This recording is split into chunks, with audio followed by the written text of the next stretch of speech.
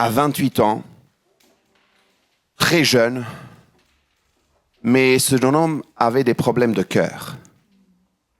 Crise cardiaque, c'est à cause de ça que ce jeune homme décède. De l'extérieur, tout paraissait être bien. Un athlète, de l'extérieur, tout était super. On pourrait miser sur lui. Et les résultats montraient que un athlète, brillant athlète, connu même mondialement, mais de l'intérieur, le cœur n'allait pas bien. Et c'est vrai que les médecins s'accordent pour dire que on a tout intérêt à faire attention à notre hygiène de vie. On a tout intérêt à faire attention à ce que nous mangeons, comment nous dormons. Et aussi, troisième chose importante à faire, c'est d'aller voir le médecin, de faire des examens régulièrement pour voir s'il y a quelque chose qu'il faut rectifier peut-être, à faire un peu plus attention pour notre cœur. Ce matin, ce que je vous propose à faire, ce que je nous propose à nous tous, moi le premier aussi à faire, c'est de faire attention aussi peut-être à un autre cœur, qui est un cœur symbolique dont la parole de Dieu nous est dit, de qui viennent les sources de la vie, n'est-ce pas? Et la Bible nous dit garde, protège, prends soin de ce cœur, garde ce cœur que toute autre chose. Fais attention à ce cœur parce que de lui viennent les sources de la vie. Et c'est vrai que on parle ici du cœur spirituel, du cœur intérieur, du cœur ou de l'être spirituel. Et je voudrais que ce matin, qu'on puisse peut-être commencer à se poser la question si nous regardions, nous tous ensemble, à notre carnet de santé. Que dirait notre carnet de santé sur nous-mêmes? Alors il y a la santé, encore une fois, physique, mais il y a la santé aussi spirituelle, n'est-ce pas? Et j'aimerais qu'on puisse faire justement cet examen ou un bilan de santé spirituel pour justement peut-être voir mettre la main sur quelque chose d'important. Pour pas qu'un jour on s'arrête ou bien qu'on tombe quelque part et qu'on se dise « Ah, soudainement, il y a quelque chose qui s'est arrêté. » De l'extérieur, tout allait bien. De l'extérieur, tout fonctionnait bien. On regarde, on voit cet homme, cette femme, cette sœur, ce frère, on voit que il ou elle prie, va à l'église, loue le Seigneur, peut-être même lit la Bible, est régulier, sert aussi peut-être le Seigneur, mais dans le cœur, à l'intérieur, ce qui n'est pas visible aux yeux de tout le monde, mais peut-être que l'intérieur, il y a des choses qui ne vont pas. Et j'aimerais qu'on puisse faire ce travail, nous tous, ce matin, de s'arrêter et de dire, OK, ouvrons notre carnet de santé. Et regardons que dit notre carnet de santé. Et je crois que s'il y a une personne qu'on pourrait prendre exemple dans la parole de Dieu, ça peut être,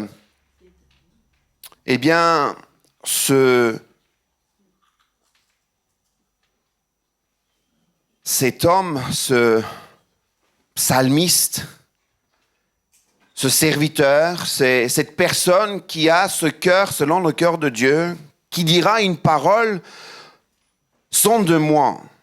En d'autres termes, examine-moi. Connais mon cœur. Et c'est comme si nous étions chez le médecin, nous allons voir le médecin, et qu'on lui dise, en fait, on n'est pas juste venu pour voir comment vous allez, le médecin, comment vous vous sentez, mais on vient réellement pour que vous puissiez examiner notre cœur.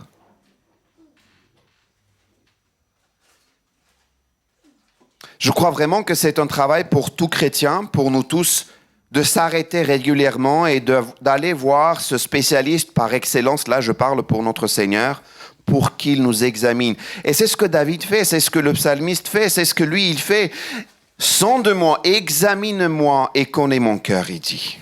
Éprouve-moi, c'est comme s'il dit, passe ces tests, fais-moi passer des tests, fais-moi passer des analyses, des radios, connais mes pensées. Et ensuite il dit, regarde. C'est comme s'il dirait, analyse ces radios et dis-le-moi si je suis sur une mauvaise voie. Regarde s'il y a quelque chose qui ne va pas dans ma vie spirituelle. Et ensuite, il dit, conduis-moi, reprends-moi, fais-moi une ordonnance, écris-moi peut-être la marche à suivre et viens m'aider pour que je puisse réellement marcher sur la voie de l'éternité.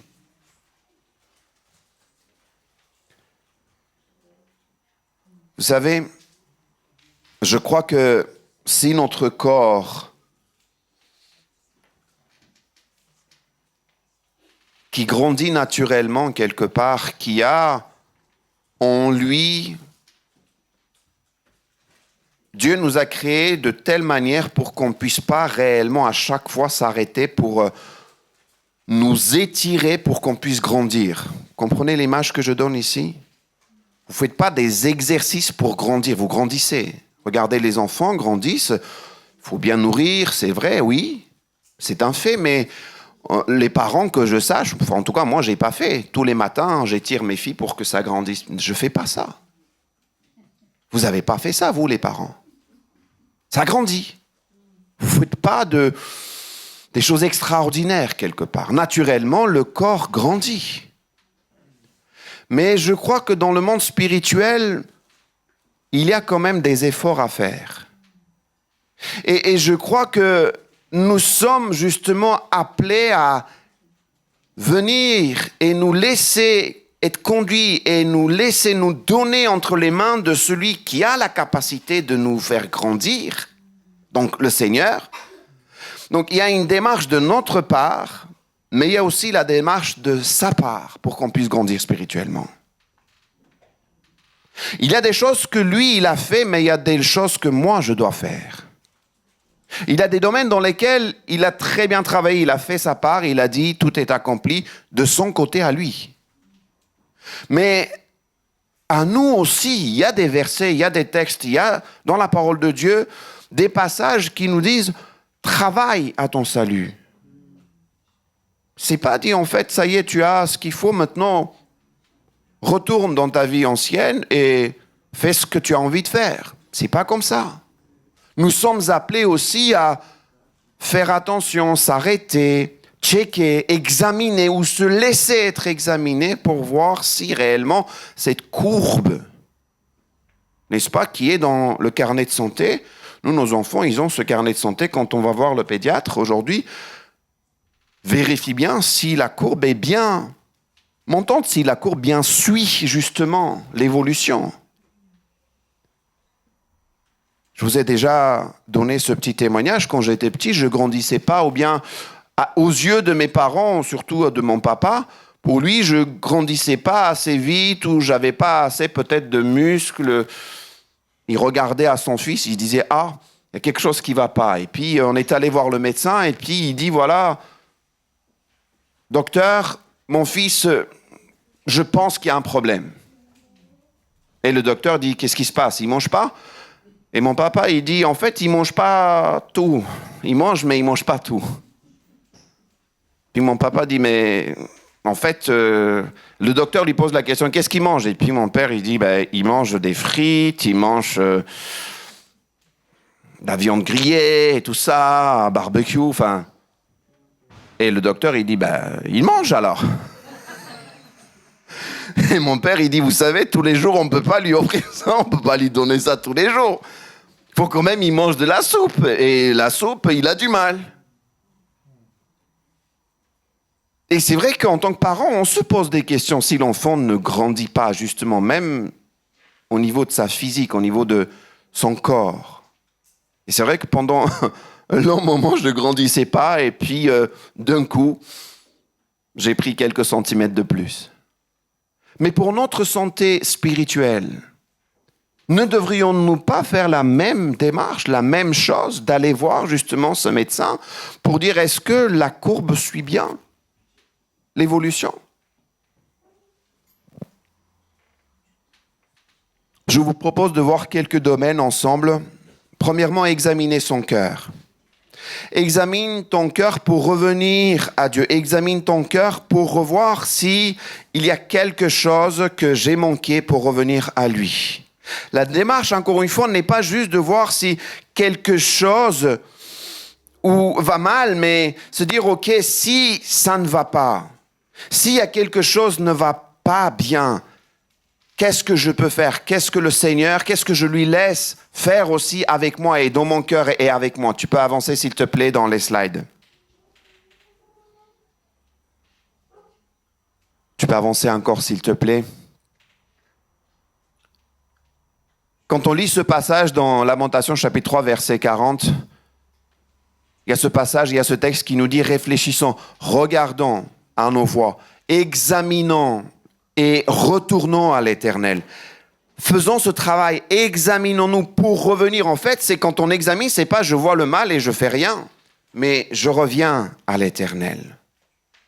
Donc il y a ce travail d'examiner notre cœur, examine mon état et... Quand Jésus parle, ce que j'aime avec le Seigneur, c'est qu'il ne dit pas ce qui ne va pas, il reste sans rien faire. Il met le doigt là où ça fait mal, mais il veut aussi aider. Il a dit, je suis venu non pour juger, mais pour sauver. Jésus, c'est ce qu'il dit. Et on a vu avec le fils prodigue que celui qui s'est posé la question, qui s'est examiné en quelque sorte, il a dit, là c'est le moment, là je suis là, j'ai rien à manger, je suis dans cet état. Il se pose des questions, il se lève, il va voir le Père, et le Père, on voit, qui représente le Père éternel, les bras ouverts, il attend qu'une chose, c'est que le Fils revienne. Et je crois que quand on examine, quand on est dans cet état et on voit qu'il y a quelque chose qui ne va pas, ça peut nous arriver à nous tous de tomber ou de s'arrêter. Quand on se lève, quand quelque part on revient à Dieu, on voit qu'il a les bras ouverts pour nous accueillir. Examinons aussi notre communion avec notre Seigneur Jésus, dans le sens où il y a nous, il y a notre cœur, il y a notre état avec quelque part ce que je fais, ce que je suis, dans quel état je suis, mais aussi la communion avec Jésus. Et dans un texte où l'apôtre Paul met l'accent aussi sur le fait que quand on va communier, quand on va prendre part à ce repas, quand on va prendre ce temps à communier avec le Seigneur, examinez aussi votre cœur, examinez-vous. Dites-vous que c'est sérieux ce que vous êtes en train de faire. Et il dit, ne faites pas ça à la légère, parce qu'il y a des conséquences.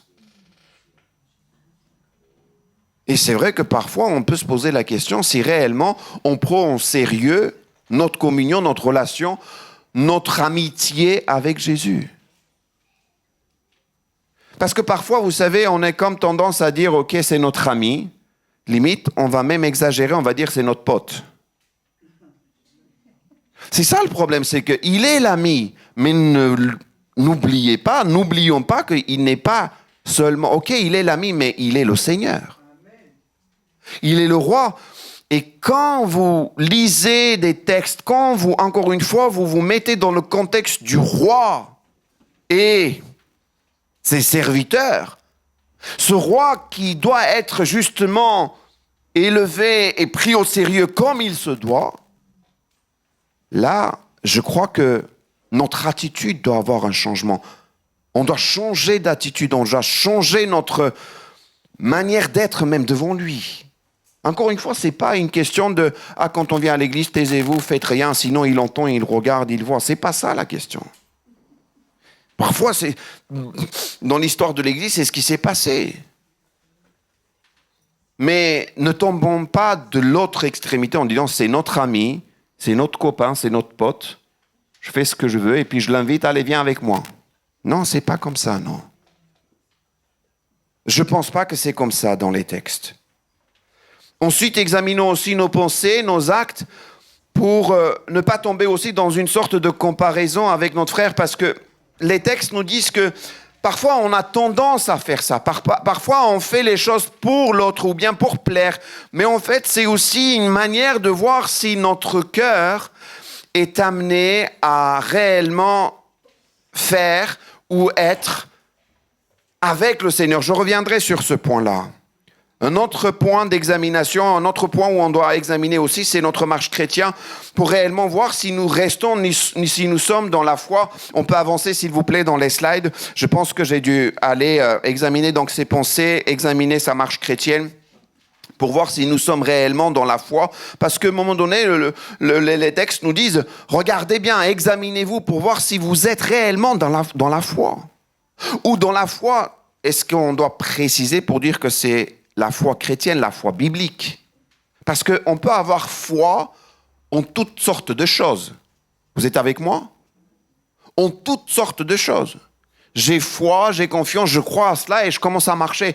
Mais c'est comme si les textes nous disent, en fait, regardez bien, hein, faites attention si c'est réellement la foi biblique. Si ce que tu entends, c'est les paroles qui viennent de l'Éternel. Tu peux avancer, s'il te plaît, dans les slides. Ce que je vous propose de faire maintenant, c'est d'aller un peu plus loin pour checker encore une fois et voir d'autres domaines. Pour regarder notre carnet de santé et voir sur ces autres points qui sont l'adoration, la communion fraternelle, la croissance spirituelle ou la maturité, comme vous pouvez l'appeler, ou le service et le ministère. Tu peux avancer, s'il te plaît, aussi dans les slides. Encore. Voilà ce que je vous propose donc pour faire un check ou faire un bilan, encore une fois, pour voir tous ces points-là. Premièrement, donc, l'adoration. Avance, s'il te plaît. L'adoration. Vous savez, ce mot, si on regarde bien les textes, si on comprend bien ce mot adoration, normalement, je vous dis, ce mot adoration est destiné que pour notre Seigneur. Vous savez, parfois, dans une phrase, il peut sortir, vous savez, cette expression « oh, j'adore cette nourriture » ou « j'adore aller dans ce restaurant » et tout ça. Parfois, on a tendance aussi à dire « non, t'as pas le droit de dire ça, t'as pas le droit de dire ça ». Vous savez, si quelque part, ok, il ne faut pas non plus être, entre guillemets, juste à l'excès ou faire ça, mais réellement, si l'adoration ou le sens de l'adoration dans notre vie,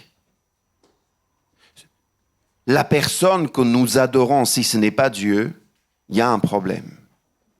Et je crois que ce que Dieu nous demande, justement, aime ton Dieu de tout ton cœur, de toute ta pensée. Et c'est ce qu'il nous dit, tu aimeras. Et c'est toute cette... Tu te donnes pleinement à Dieu.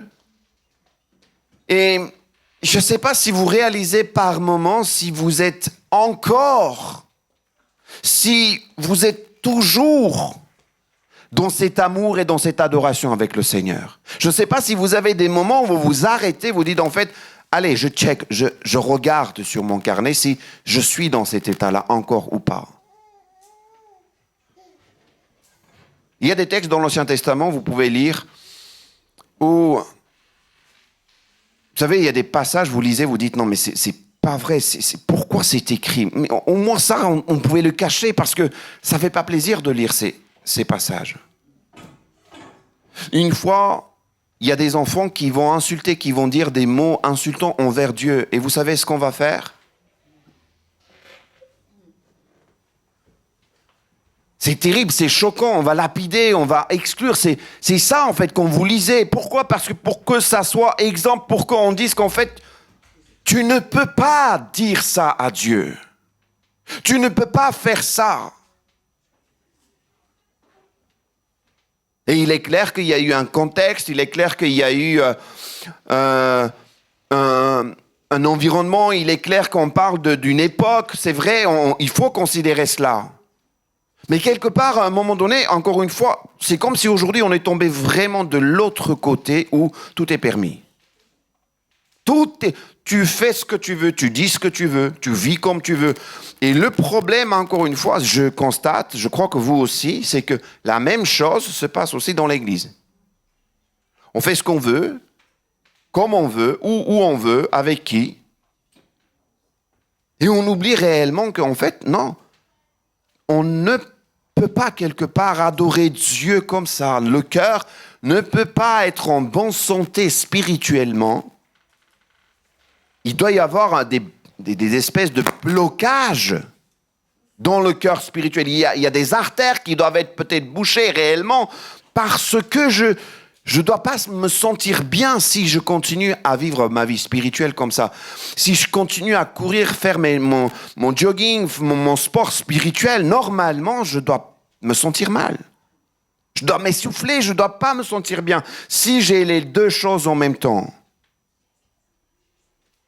Une autre question qu'on peut se poser, pourquoi est-ce que le Seigneur réellement, il veut qu'on l'adore à ce point, de cette manière-là? Qu'on l'aime, qu'on l'adore, qu'on soit, vous savez, aime de tout ce que tu es, pensée, cœur, âme, esprit, corps, toutes tes forces. Pourquoi est-ce que Dieu veut ça? Est-ce qu'il est en manque? J'ai déjà peut-être dit ça ici, dans cette église. Est-ce qu'il est en manque? Est-ce qu'il veut qu'il a besoin de ça? Moi, je ne pense pas qu'il a besoin de ça. Si, je vous ai déjà dit, si un Dieu a besoin de quelque chose, ce n'est pas un Dieu. Je ne pense pas. Je ne pense pas réellement. Il ne dépend pas de cela. Il est en dehors de cela. Mais il veut qu'on puisse réaliser que c'est auprès de lui qu'on peut aussi comprendre ce que c'est d'aimer. Quand on l'aime, quand on est aussi proche de lui. Ce que c'est d'aimer aussi Dieu, ce que c'est d'aimer peut-être nous et ce que c'est d'aimer aussi peut-être les autres. On peut avancer avec les slides, c'est donc checker sur l'adoration et ensuite sur la communion fraternelle. Dans Hébreux, il y a ce passage qui nous parle de veiller les uns sur les autres pour nous inciter à l'amour et à de belles œuvres. Ne pas abandonner notre assemblée, comme certains ont l'habitude de faire, mais encourageons-nous mutuellement. Faites cela d'autant plus que vous voyez s'approcher le jour. Quelque part, il dit, en fait, s'il y a quelque chose que vous devrez comprendre, s'il y a quelque chose que vous devez faire ou répéter ou revenir ou régulièrement faire, c'est encouragez-vous. Est-ce que dans ce domaine-là, où je suis appelé justement à encourager, est-ce que peut-être j'arrive pas à encourager mon prochain? Là, je parle de mon frère. J'arrive pas peut-être l'élever, j'arrive pas peut-être le voir comme le Seigneur le voit. Il me semble, dans ce carnet de santé spirituelle, il n'est pas juste demander, à mon sens, réellement, je suis convaincu, il n'est pas juste, je vis avec le Seigneur et puis point barre, je n'ai pas besoin de mes frères, pas besoin de mes sœurs. C'est parfois comme si certains pensent, si je suis bien avec le Seigneur, le reste, c'est pas si important que ça. Je ne pense pas. Je suis sûr et certain que si je ne suis pas bien justement avec mon frère, ma sœur, c'est aussi un révélateur de ma relation avec le Seigneur. Parce que si je suis bien avec mon Seigneur, c'est que mon Seigneur va me parler en disant « Règle ta situation avec ton frère et ta sœur. Reste aussi en paix avec ta sœur et aussi avec ton frère. » Parce qu'il y a des passages, on sait très bien, quand on vient avec nos offrandes pour offrir à notre Seigneur, le Seigneur nous dit « Si il y a quelque chose qu'il y a entre toi et ton frère, va régler les choses. Et après, reviens pour offrir ton sacrifice. » C'est comme si le Seigneur me dit, je ne veux pas de ton sacrifice. Je ne veux pas de ton adoration. Je ne veux pas de tes offrandes. S'il y a quelque chose qui n'est pas réglé, s'il y a quelque chose qui est resté quelque part brisé, cassé. Ensuite, il y a aussi le point qui parle de la maturité ou de la croissance spirituelle. C'est vrai que ça fait partie de la santé spirituelle et on ne peut pas parler de la santé spirituelle si nous ne sommes pas justement dans cette courbe croissante. Quand Paul écrit aux Éphésiens, il nous dit ceci, nous sommes appelés à grandir jusqu'à ce que nous soyons tous parvenus à l'unité de la foi et de la connaissance du Fils de Dieu, à l'état d'homme fait, à la mesure de la stature parfaite de Christ. C'est-à-dire que nous sommes appelés à lui ressembler réellement. Et je crois que si dans notre vie, encore une fois, si on réalise que ce que nous faisons, Jésus ne l'aurait pas fait comme ça, on a tout intérêt à s'arrêter. On a tout intérêt à tout laisser. On a tout intérêt à se dire, allez, on se pose pour se dire, qu'est-ce qui s'est passé ? Qu'est-ce que je suis en train de faire ? Qu'est-ce que j'écoute ? Qu'est-ce que je lis ? Donc, sur quel chemin je me suis laissé embarquer ?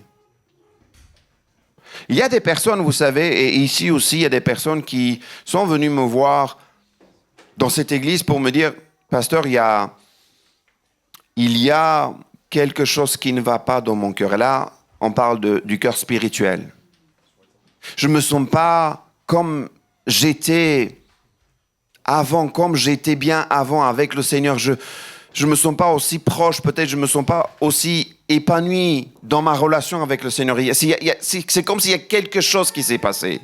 Et je crois que l'Esprit Saint, justement, nous parle, nous révèle, nous communique. Et je crois que, justement, le discernement qui nous est demandé spirituellement en tant que chrétiens, c'est justement de faire cette démarche d'entendre ce que l'Esprit nous dit. Ce n'est pas de le faire taire. Comme parfois on a l'habitude de faire quelque chose qui nous rappelle que quelque chose qui ne va pas. Il y a des bruits, vous savez, dans les téléphones, on a des notifications. Et parfois, quand vous téléchargez une application, on vous propose régulièrement, est-ce que vous voulez qu'il y ait une notification, il y a un bruit, il y a un message, il y a quel bruit que vous voulez, quelle notification, qu'est-ce que vous voulez comme option. Et c'est intéressant parce que si vous lui dites « je veux cette notification, je veux avoir ce bruit, je veux avoir ça », à chaque fois, ça va vous rappeler. Par exemple, si vous dites « allez, le matin, quand je me lève, j'aimerais bien que ça me rappelle ça serait bien que je m'arrête pour lire un texte, un verset. Ça serait bien que peut-être le soir, à telle heure, je dois dormir et un message vient vous rappeler que vous devez peut-être vous préparer pour aller vous coucher. » Et puis il y a d'autres bruits qui disent « allez, c'est le moment peut-être aussi de bien charger votre batterie. » Mais parfois, on fait éteindre, on fait taire ces bruits-là. Et puis la batterie est complètement déchargée, vous n'avez pas remarqué, vous ne pouvez plus utiliser le téléphone. Et je crois que parfois, c'est ce qu'on fait, on fait taire ces bruits et on est complètement épuisé, on est complètement déchargé. Il y a plus cette relation avec le Seigneur et après on s'étonne qu'il n'y a plus rien qu'on ressent, il n'y a plus rien qu'on entend, il n'y a plus rien qu'on discerne même avec le Seigneur. Je continue, il me reste juste deux domaines et on va terminer par la prière. Je crois aussi que dans ce carnet de santé spirituelle, il y a une place, il y a un endroit où on doit parler aussi sur le service et sur le ministère. Je crois qu'en tant que chrétien, on ne peut pas écarter, on ne peut pas exclure, on ne peut pas mettre de côté ce domaine-là où nous sommes appelés à servir, où nous sommes appelés à aussi exercer, à aussi laisser le Seigneur de se servir des dons et des capacités qu'il nous a donnés. Et je crois que peut-être on n'a pas forcément trouvé, peut-être on a trouvé, mais peut-être ça a besoin d'être travaillé. Eh bien, à nous de faire la démarche, à nous de dire, OK, dans quelle étape, où est-ce que je me trouve aussi dans ma vie spirituelle, dans ce domaine-là, du service. Toujours dans Éphésiens, Paul nous dit « servez de bon gré comme servant le Seigneur et non des hommes. Je crois que parfois où on se trompe en tant que chrétien, c'est que c'est comme si notre contrat qu'on a fait pour le service, c'est comme si on ne le fait pas justement avec le Seigneur, pour le royaume, pour le Seigneur quelque part. On le fait comme si on le faisait parce que ça nous fait plaisir, on le fait parce que l'Église a besoin, on le fait parce que ça fait plaisir aux autres. Je ne sais pas si vous comprenez ce que je suis en train de dire. Je suis en train de dire qu'il vaut mieux que le service ou le contrat que nous le signons avec le Seigneur. Réellement, si je ne sers pas dans cette optique-là, si je ne sers pas avec cette attitude, avec ce cœur, je crois, très vite on va se lasser, très vite on va être même blessé, très vite on va être frustré, très vite on va être mal. Moi j'ai dit au Seigneur, si ce n'est pas avec toi que je fais mon contrat, il vaut mieux pas que je fasse quoi que ce soit. Et parfois quand je répète ces choses-là, ça peut être peut-être étonnant, mais moi je l'ai dit, et il vaut mieux, et quand il y a des frangins, quand il y a des personnes, que ça soit frères ou sœurs qui veulent entrer aussi, que ça soit dans le ministère ou n'importe quel ministère, n'importe quel service, moi je leur dis, je leur conseille, faites ça à partir du moment où vous êtes sûr que c'est avec le Seigneur que vous faites le contrat. Ne faites pas ça parce qu'il y a un mouvement, il y a une union, il y a une église, il y a un pasteur qui a vu, et ça, vous avez ça. Oh, le pasteur a dit que j'avais quelque chose. Mais est-ce qu'avec Dieu, tu es au courant si tu as quelque chose? Est-ce que c'est Dieu qui t'a dit? Est-ce que tu l'as reçu? Pasteur peut dire beaucoup de choses, peut-être maman, peut-être papa, peut-être les frères et sœurs vont dire « Ah, belle voix, ah, peut-être belle façon de faire », mais c'est avec le Seigneur parce que réellement, le jour viendra, le pasteur va changer, le jour viendra, les frères et sœurs peut-être vont partir, ou peut-être les frères et sœurs, ceux qui t'ont dit « On a reçu ça », mais ils t'ont dit « Ah, je me suis trompé », et là, vous êtes mal. Vous êtes réellement mal. Et en ce qui concerne le ministère, que ce soit les ministères dans l'Église, on en a vu malheureusement des cas où les ministères ont été frustrés, voire même épuisés, voire même utilisés, abusés. Et parfois, on va dire, ils ont peut-être continué, on va leur dire, écoute, peut-être il n'était pas appelé, hein. On va tout dire, on va tout faire. Mais quand vous faites avec le Seigneur, peu importe les situations, peu importe les moments, peu importe même les tempêtes, vous continuerez. Parce que c'est avec le Seigneur que vous avez fait le contrat. Je termine avec la mission ou le témoignage. Il y a toujours ce passage dans Matthieu 28 où oui, nous sommes tous appelés, je le crois, je suis convaincu, nous sommes tous appelés à témoigner, nous sommes tous appelés à propager la bonne nouvelle, nous sommes tous appelés à transmettre ce que nous avons reçu. Et je crois véritablement que c'est pas parce que ça fait 40 ans qu'on entend peut-être les mêmes messages, les mêmes versets que ça y est, notre temps est passé. Non, je pense pas. Je suis convaincu à tout âge, à tout moment. Nous sommes appelés à toujours non seulement servir, mais aussi propager cette bonne nouvelle. Où que nous soyons. Il y a quelque temps de cela, j'étais à côté d'un frère qui me racontait qu'il était allé pour... il y avait une sœur qui était décédée, il était allé justement à l'enterrement de cette sœur. Elle avait 55 ans. Et les collègues de travail de cette sœur étaient aussi présents. Tous les collègues, apparemment, elle était dans une entreprise, il y avait beaucoup de monde. Et tous les collègues de travail étaient là. Et ce frère qui me racontait ça me disait que depuis plus de 30 ans, 35 ans, apparemment, elle travaillait dans cette entreprise-là. Depuis plus de 30-35 ans. Et les collègues qui étaient invités, qui ont vu que cette sœur qui est décédée était convertie, allait à l'église tous les dimanches, servait même. Mais ses collègues n'étaient pas au courant qu'elle était chrétienne, qu'elle était convertie, qu'elle appartenait aussi à Dieu. À aucun moment, apparemment, d'après les dires de ce frère, les collègues n'ont compris, n'ont pas appris que cette sœur était convertie. À aucun moment, quelque part, n'a été l'occasion de parler ou de dire. On pourrait dire, oui, c'est vrai, il y a un endroit pour ça, mais néanmoins, je pense qu'il y a un moment où les choses se voient.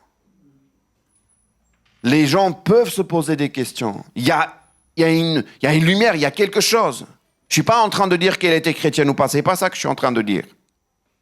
Je suis juste en train de dire, là où nous sommes appelés à briller. Là où nous sommes appelés à témoigner. Là où nous sommes appelés à être cette voix qui appelle dans le désert. Jean le Baptiste n'avait pas grand-chose. Jean le Baptiste juste criait dans le désert. Vous savez, quelqu'un qui n'était pas forcément ni attirant, n'avait pas tout ce que nous avons aujourd'hui. Ni ordinateur, ni téléphone, ni les haut-parleurs, n'avait rien. Criait juste dans le désert. Et les gens venaient de partout. Vous imaginez un petit peu le phénomène, vous imaginez le contexte. Vous parlez, vous criez et les gens viennent. Moi, je crois que tout prédicateur pourrait désirer ça, tout prédicateur. Tu prêches et puis les gens commencent à venir. Tu annonces la parole de Dieu et les gens commencent à venir. Mais c'est meilleur. Je pense que il n'y a pas grand-chose à faire. Tu communiques pas, tu vas pas mettre sur les réseaux sociaux. Il n'a pas mis sur Facebook à l'époque. Tout le monde venait. Tu dis, mais pourquoi, qu'est-ce qui se passe? Il n'est pas resté silencieux. Et voire même parfois, il dit, qui vous a dit? Il avait des paroles choquantes. Race de vipère. Qui vous a appris? Qui est-ce qui vous a révélé ça? Qu'est-ce que vous faites là? Vous imaginez un peu cette prédication si aujourd'hui on le fait? Qu'est-ce que tu fais là? Toi, je te connais. Tu fais quoi là? Qu'est-ce que toi, tu es venu ici faire? Mais Jean n'a pas arrêté de annoncer la bonne nouvelle. Connaissant très bien sa mission, connaissant très bien son ministère. Et tout ce qu'il faisait, c'était montrer le chemin qui est Christ. En conclusion, je vous propose juste ces 4 notions peut-être. Premièrement, je crois que nous sommes appelés à vouloir grandir. Parce que je crois que Dieu nous a donné justement cette liberté de vouloir ou pas. Est-ce que nous voulons grandir? Je crois que ça nous appartient. Ensuite, je crois aussi, vient suivant derrière, c'est de décider de grandir. Ensuite, troisièmement, faire des efforts pour grandir. Et puis quatrième, pour terminer, persévérer dans la croissance. Parce que ça ne suffit pas. Je crois que personne ne peut dire, ça y est, je suis atteint à un tel point, ça y est, je suis là-haut, là. Venez, je vais vous apprendre. Si quelqu'un dit ça, vous lui dites, s'il te plaît, redescends sur terre. Quelque chose se passe dans ta tête, redescends sur terre.